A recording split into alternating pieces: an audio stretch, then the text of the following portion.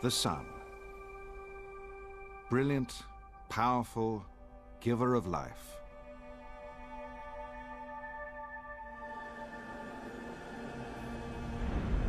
But this is the story of how the sun will one day become our enemy.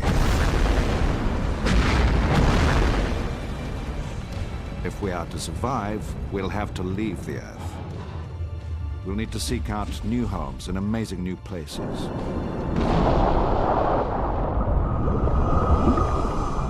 And change other worlds to recreate the Earth we left behind. In the far future, our sun will become a monster.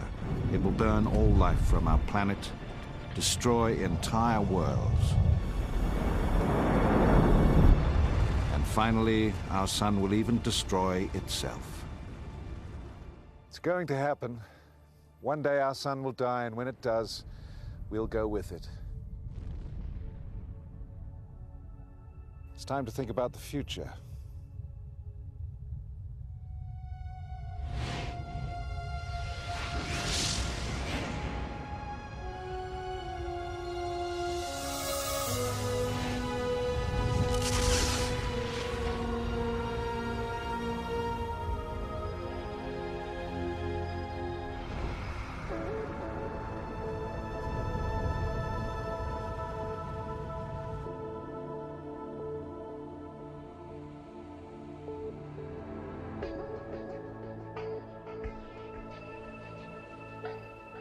For 5 billion years, the sun has nourished the Earth. It is the sun that provides the energy for plants to grow.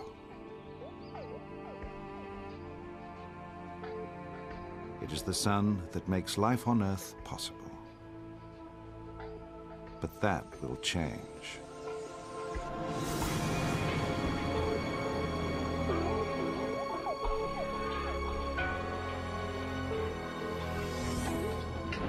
Slowly, unstoppably, our sun is getting hotter and hotter. Once it gave life to us all, but what it gave,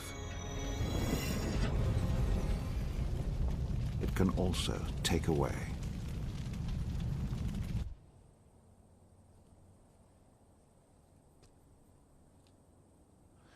If human beings are to have a long-term future, we must leave our planet behind and search for new places to live. One day, our homes will be out there, somewhere in space.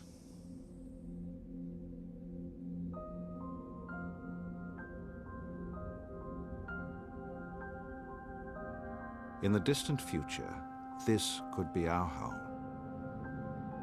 Out here in space, we'll have to seek refuge on new worlds where we could settle and live.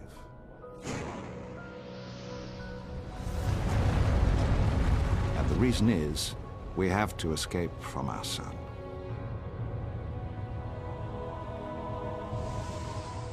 Some new worlds may be difficult to adapt to. Others may be very like our own.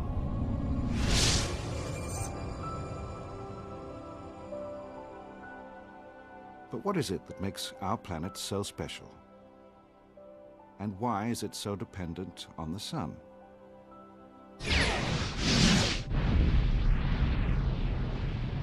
Here is the sun as it is today, in the center of our solar system. The Earth goes round it about there. There are the other planets.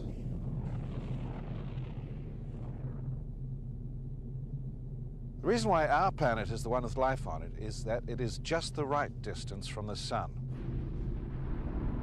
Closer in, and we'd boil. Further out, and we'd freeze. We live in a kind of safe zone that's perfect for life. The trouble is that zone is moving. The sun is getting hotter, and as it does, the region where life can exist shifts further and further out. Ultimately, the safe zone will leave Earth behind. When it does, we'll be in serious trouble. Our planet will die.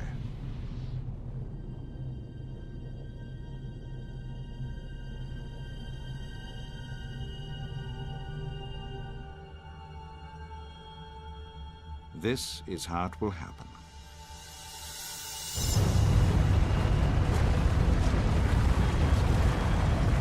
As the sun burns up its nuclear energy, it will become hotter and hotter. By the time it's 5% hotter, plant life everywhere will be dying.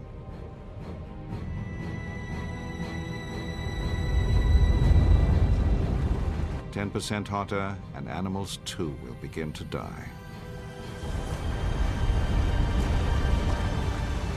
15% hotter, rivers and oceans will evaporate, creating huge cloud banks, trapping more and more heat.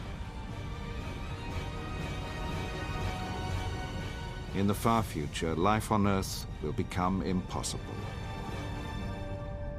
And there's nothing we can do about it. What will happen to us then?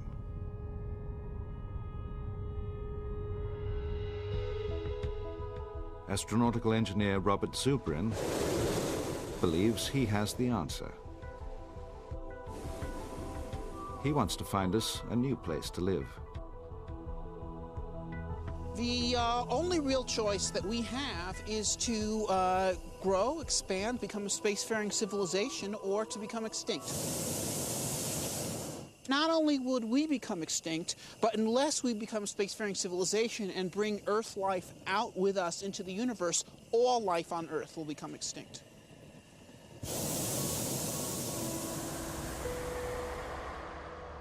Robert Zubrin's goal is to make us a home on Mars. Today, Mars is cold and lifeless. Temperatures regularly drop to 100 below freezing, and its atmosphere is 200 times thinner than our own. A person standing unprotected on the surface of Mars would be dead in seconds.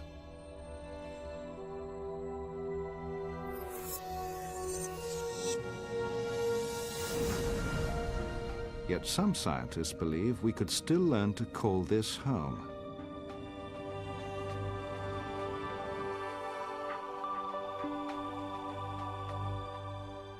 Mars is the only other planet in our solar system that has on it all the resources needed to support life. It has water. It's frozen to the surface as ice and permafrost, but it's there. It's got carbon dioxide in the atmosphere. It's got nitrogen in the atmosphere. And if humans go to Mars and develop the craft of how to use these resources, then we can make Mars a place where human beings can sustain themselves. We can make a new world for our posterity. No species can expect to last long if it stays in the same place. In a very real sense, humans are not native to the Earth. We're not native to North America. We're not even native to Europe. We're native to Kenya. That's why we're tropical animals with long, thin arms, no fur. But humans were able to leave there and colonize the Earth by becoming creative. Man the inventor. That's how we coped with Ice Age Europe, and that's how we're going to cope with Mars and the planets beyond. In a remote part of Canada, researchers have already been preparing for life as pioneers on Mars.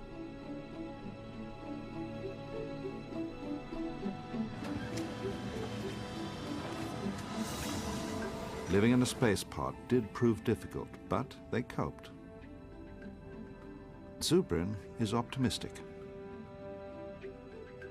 We're ready to take this on. And frankly, if we shrink from this challenge, what it would really mean is that we have become much less than the kind of people we once were.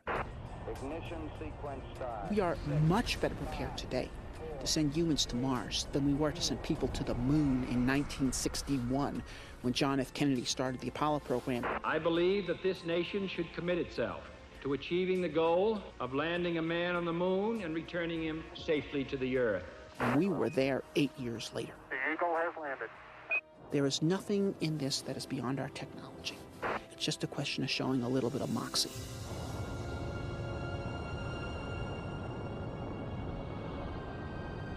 For Zubrin, it's not the technology that's lacking, it's the will. But technology and willpower alone may not be enough. Just look at what we'd leave behind. This is our life support system. The plants that create oxygen, countless species of animal, How will we fare without them?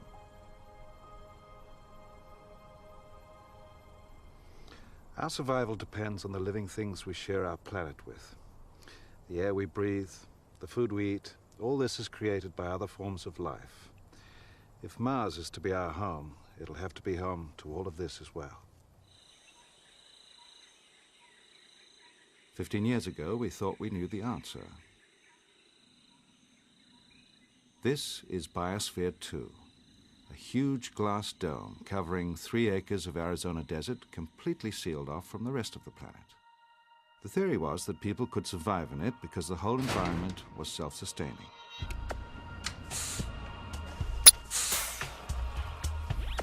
Trees would provide oxygen, artificial clouds and oceans would regulate the climate. But the experiment failed. Food rapidly ran short, extra air had to be pumped in. On Mars, that failure would have killed them all. If we're ever going to call the Red Planet our home, clearly something's going to have to change. And the easiest thing to change may be Mars itself.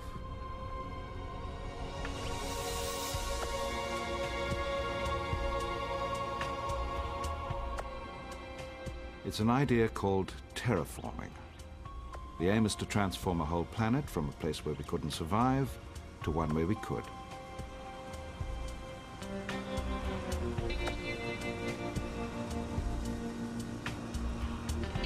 NASA scientist Chris McKay believes we could turn Mars into something surprisingly like Earth. When we think about going into space, we tend to focus on humans. But in fact, it turns out that it's easier for plants and microorganisms to go to Mars first. They're going to be the first Martians.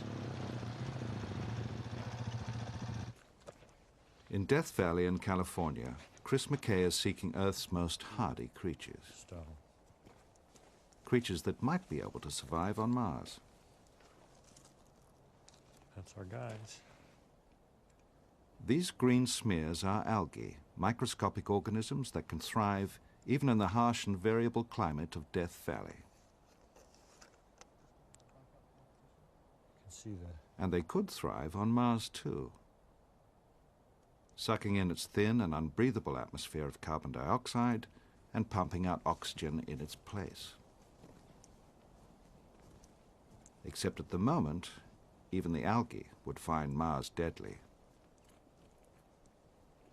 The first step to make Mars habitable even for the toughest little algae, is to warm it up a bit. Right now it's too cold and too dry for any type of life from Earth.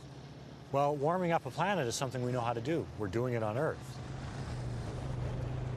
The pollution on Earth would be the medicine on Mars. It's a strange twist.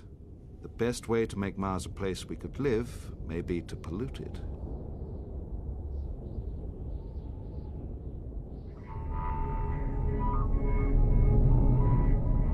Here's how it would work.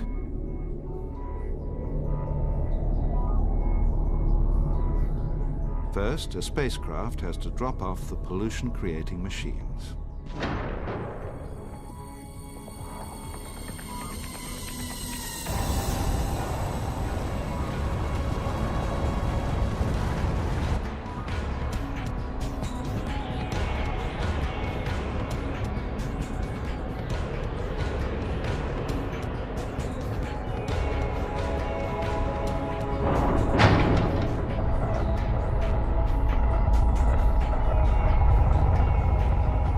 The machine's job is to suck up a mixture of Martian dust and atmosphere and process it into new chemicals. It then belches out these greenhouse gases to warm the planet and dark soot to soak up heat from the sun.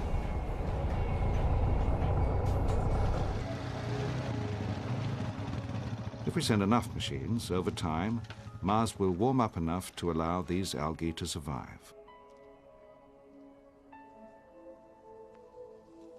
And the algae will begin to give Mars an atmosphere of oxygen.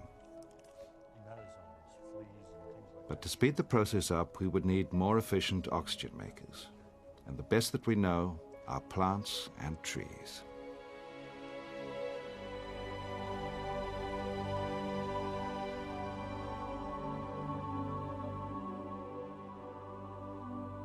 The real goal to making Mars breathable is to get trees growing there. Those trees, those will be the ones that make the habitable world. And then things will really start happening. As the oxygen level built up, insects, maybe small animals, and eventually large animals, and maybe even humans, could then survive naturally.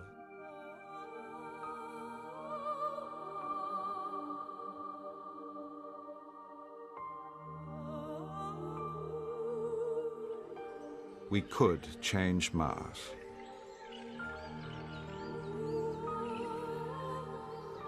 If I were to lay out a time scale, I would say 50 years humans go to Mars, and soon thereafter the algae and the bacteria go to Mars. And then maybe 30 years later the trees go to Mars, and then the humans come back, but this time in a natural setting that's biologically suitable for them.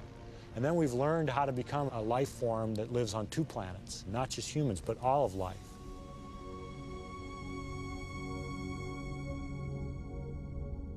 It's a bold and astonishing plan. If it works, we could turn Mars into a planet very much like Earth.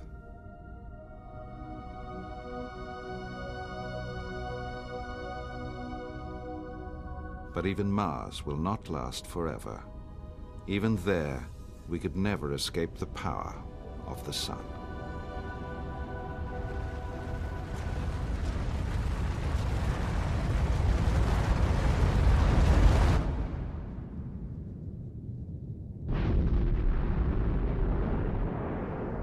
As the sun keeps getting hotter, the safe zone for life moves further and further out. This is Mars. Now Earth's dead, this is our home. Thanks to our terraforming, it looks a lot like Earth. And thanks to the hotter sun, it's now in the safe zone. The only trouble is, the sun is still getting hotter. Eventually, the safe zone will leave Mars behind as well. And with Mars dead, we're next.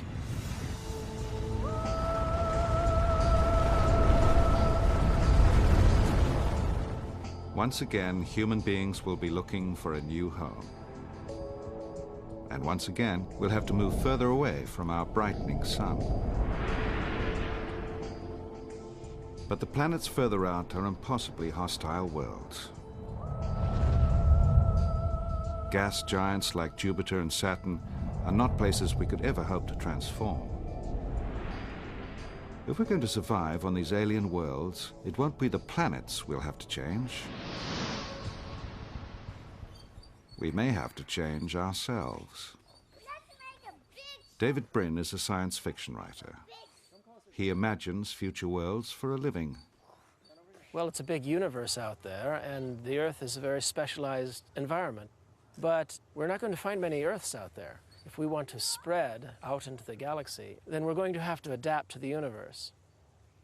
It's not very easy for human beings to get accustomed to that idea because we're used to making the environment adapt to us. 10, 9, 8, 7, 6, 5, 4, 3, 2, 1, blast off!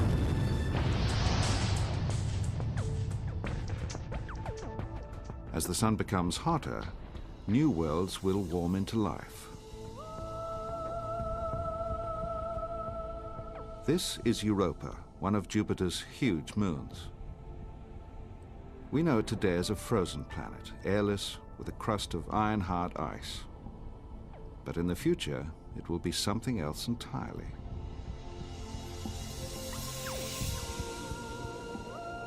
The ice will have melted. Europa will have become an ocean world. After Mars, perhaps we'll come here and make this our new home.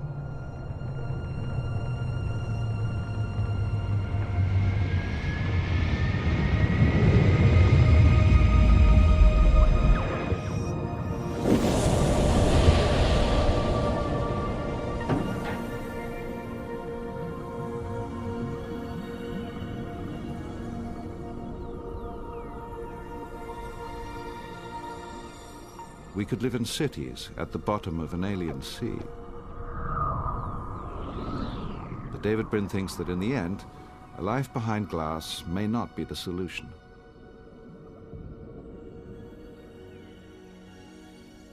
Now we're thinking of going to other planets. At first we'll arrive in spacesuits, live in domes, bringing our earthly environment with us. But eventually people will want to get out of those domes, and part of that will involve changing ourselves to fit into new environments. Our ancestors evolved for life on Earth, but Bryn thinks our descendants may redesign themselves for a future on other worlds. Human beings have been wonderfully inventive in the last 20 million years, and yet other species have not been idle. Birds developed lungs which the air flows through from one side to the other, so all of the lungs are used. We only use about half of our lung capacity. If we were to just genetically engineer ourselves so that our lungs flowed through like those of birds, think of the thin atmospheres that we could live in. Wouldn't it be great to be able to hibernate like a bear? We'd be able to travel to far planets, possibly even far stars.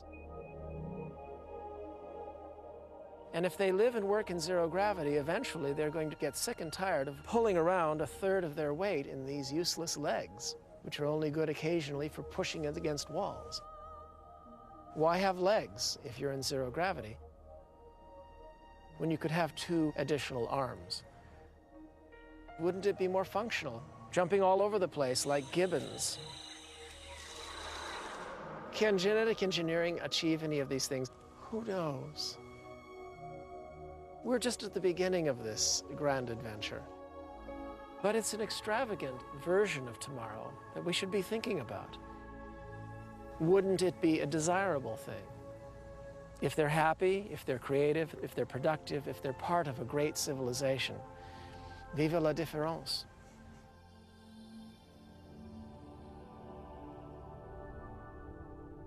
We can only guess at the future. What will our descendants be like? We'll have to wait and see.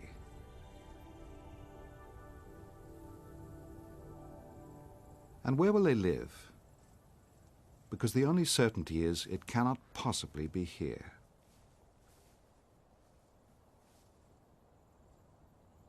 It's not just that the sun will have seared all life from planet Earth. It's that the planet itself will no longer exist. Everything we know will have disappeared. Because in the far future, our sun will turn into a monster.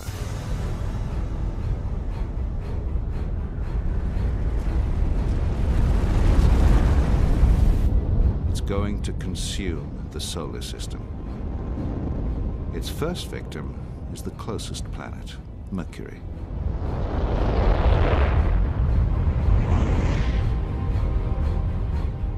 Next, Venus is transformed into a molten fireball.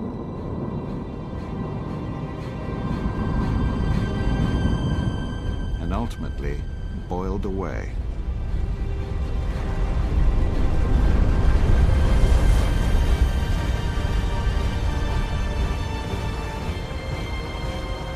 And still the sun grows.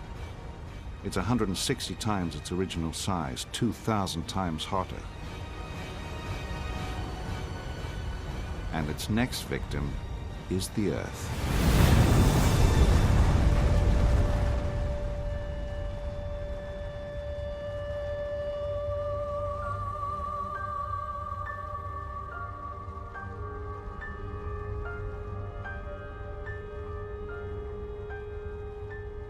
Long since seared barren by the sun, the place we once called home now melts and is engulfed.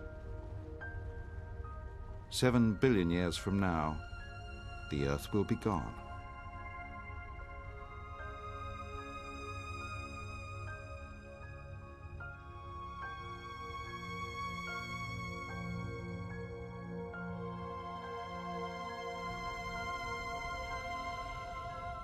For us today, one question remains. Is the future of our planet also our future? Can we really survive the death of planet Earth? Look at where we stand today. Look at how far we've come. Compared to the world of 100 years ago, we're living in a science fiction universe with skyscrapers 100 stories tall.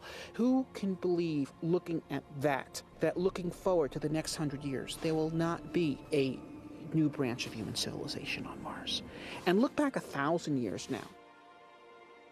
The world lit only by fire. Who can say that 1,000 years from now, there will not be hundreds of new branches of human civilization filling out worlds orbiting hundreds of stars in this neck of the galaxy? Some people think that we're living at the end of history, but I couldn't disagree more. I think we're living at the beginning of time, where present at the creation. It's a glorious time to live. For all we know, we might be the only life form in the galaxy and the universe.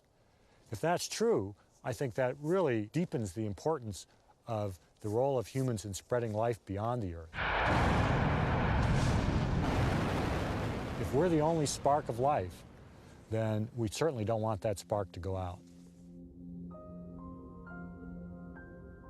Our scientists today are already imagining strange and far-off tomorrows for our kind.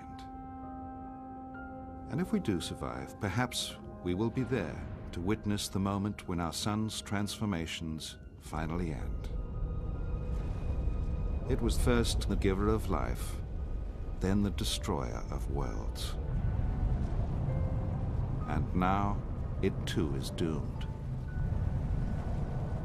This is the sun at the end of its life.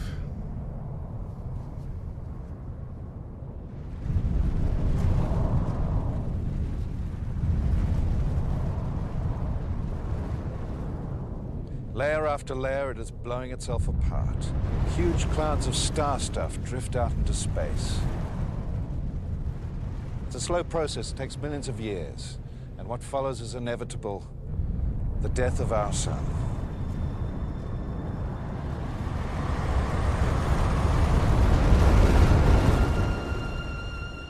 It casts off one final layer, and its spark is extinguished forever.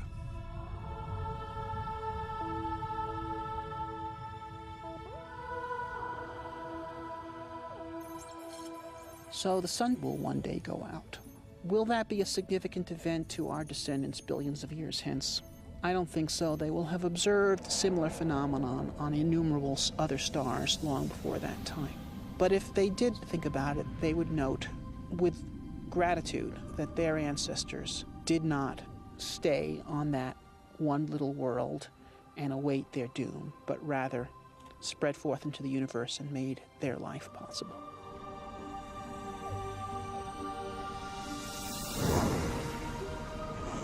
No one can know our future, but our sun's future is certain. There will come a time when we must leave our Earth behind. Our planet will be gone. Our home will be in space.